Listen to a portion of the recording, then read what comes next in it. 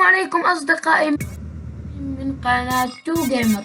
اليوم سوف نلعب جي تي اي سان أندرياس وأعلمكم أكثر كلمات محششة في جي تي اي سان أندرياس تجعل اللعبة أكثر استمتاعا وأكثر متعة يا أصدقائي. هيا بنا نبدأ.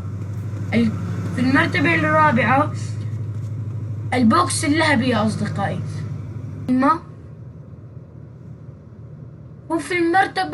وفي المرتبة الثالثة يا أصدقائي الدبابة.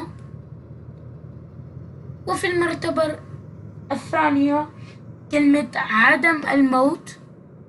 أجل يا أصدقائي، وهذه تصلح للناس الذين يعملون مشاكل مع الشرطة أو للتسلية فقط.